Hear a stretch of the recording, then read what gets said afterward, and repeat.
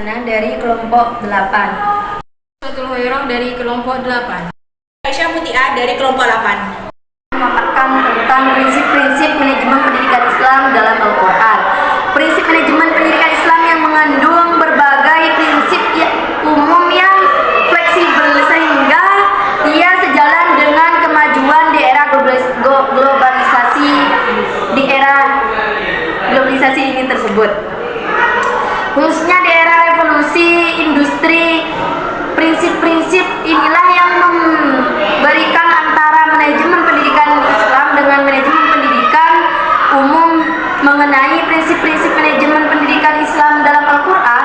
Maka secara terperinci beberapa di antara prinsip dasar manajemen pendidikan Islam jika diterapkan dengan konteks persekolahan atau madrasah dan pesantren dapat diuraikan sebagai berikut.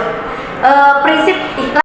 Dalam membahas mengenai prinsip ikhlas dalam konteks kekinian terkait lembaga pendidikan Islam, mulai dari sumber daya manusia, kemudian tenaga pendidikan, tentang saling interaksi, kontrak belajar mengajar, itu harus dilakukan secara ikhlas dan tidak pamrih, seolah-olah mereka tuh memang benar-benar ingin menjalankan ingin menjalankan pelajaran yang sudah diterapkan oleh Allah Subhanahu wa Ta'ala, agar banyak manusia yang bisa terbantu dengan ketidaktahuannya, ketidakpahamannya dalam prinsip-prinsip manajemen dalam Al-Quran. Sebagian dari tersebut perlu juga dalam sekolah-sekolah atau pesantren, madrasah, setidaknya kita harus meluangkan sedikit rasa ikhlas, bukan rasa sedikit tapi lebih banyak rasa ikhlas mengenai tentang belajar mengajar pada sekolah, pesantren maupun madrasah.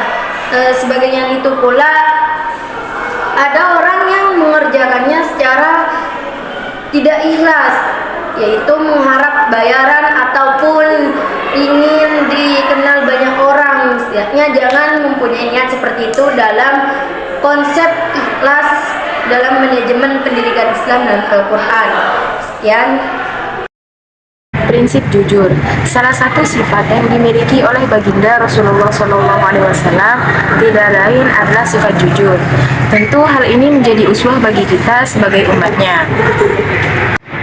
Dan pada zaman sekarang ini sangatlah sulit menemukan orang-orang dan pemimpin-pemimpin yang mempunyai sifat jujur.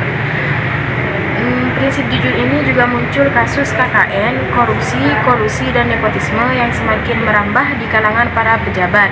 Contohnya, mulai dari pejabat tinggi negara hingga kepada level pejabat di sekolah, yang mengindikasikan betapa semakin memudarnya sifat kejujuran. Hal ini dikarenakan bagaimanapun perilaku KKN itu terjadi ketika orang sudah mengabaikan kejujuran. Dalam konteks persekolahan atau pesantren, kejujuran menjadi prinsip yang sangat penting dimiliki oleh seorang pemimpin. Seorang pemimpin harus memiliki legitimasi untuk menetapkan banyak kebijakan sekolah, termasuk kebijakan dalam anggaran. Dalam konteks ini, peluang untuk merekayasa data dan melakukan kecurangan sangat terbuka lebar. Namun, jika memiliki prinsip kejujuran, maka tentunya sebesar apapun peluang untuk melakukan perilaku kebohongan, tentu tidaklah akan dilakukan. Prinsip jujur ini dijelaskan dalam Quran Surah An-Nur ayat 58 yang artinya, sesungguhnya Allah menyuruh kamu menyampaikan amanat kepada yang berhak menerimanya dan menyuruh kamu apabila menetapkan hukum di antara manusia supaya kamu memberi pengajaran yang sebaik-baiknya.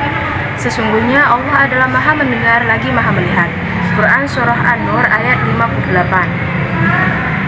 Berdasarkan penjelasan ayat di atas, maka amanah baiknya hendak diberikan kepada orang yang berhak menerimanya. Di antaranya yang berhak adalah orang-orang yang memenuhi kriteria sesuai dengan karakteristik pekerjaan atau tugas yang akan diembannya.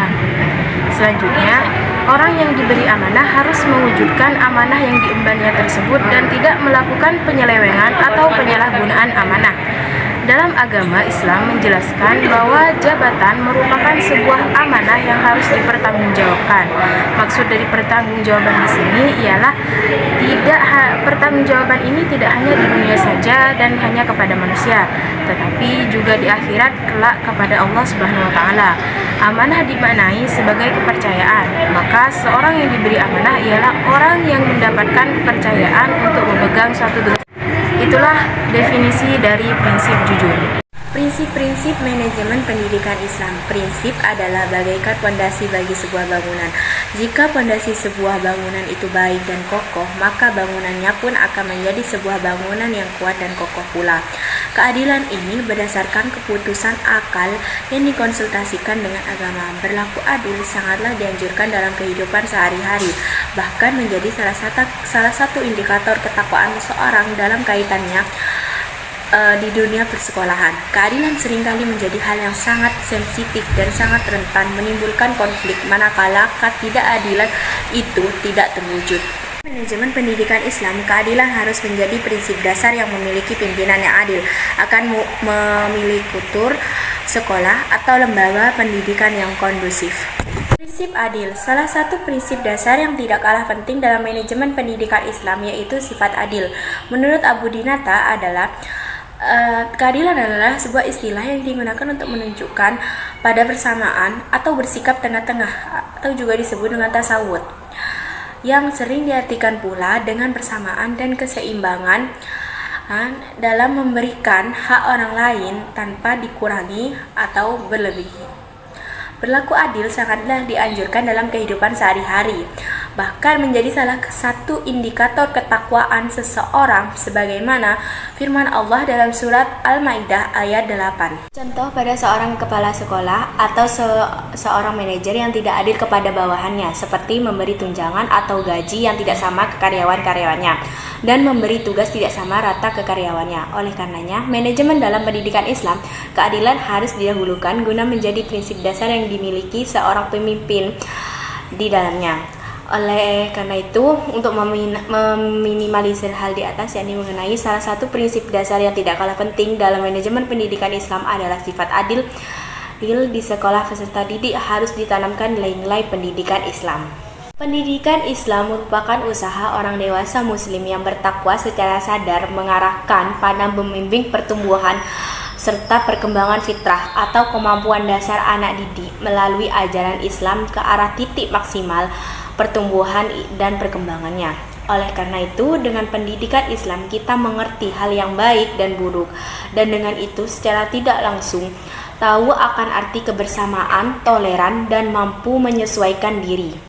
Jadi, kesimpulan dari prinsip-prinsip manajemen pendidikan Islam yaitu prinsip adalah asas, dasar, atau kaidah, yaitu pernyataan kebenaran fundamental yang menjadi pokok dasar berpikir atau melakukan kegiatan. Jadi, prinsip-prinsip manajemen adalah asas atau dasar ataupun kaidah yang merupakan pernyataan atau kebenaran fundamental yang dijadikan sebagai pedoman dalam menjalankan tugas memimpin suatu usaha kerjasama untuk mencapai suatu keseimbangan yang setinggi-tingginya dalam proses pencapaian tujuan. Prinsip-prinsip dasar dari manajemen pendidikan Islam kurang lebihnya ada 5 prinsip, yakni ikhlas, jujur, amanah, adil, dan tanggung jawab, yang apabila setidaknya dari kelima prinsip tersebut dapat dimiliki oleh seluruh anggota masyarakat yang ada di sekolah, terutama oleh pimpinan sekolah, maka kualitas perkembangan dari sekolah atau lembaga pendidikan tersebut akan berkembang dengan baik. Dan dari prinsip-prinsip di atas sebenarnya sudah dijelaskan dalam Al-Quran dan hadis.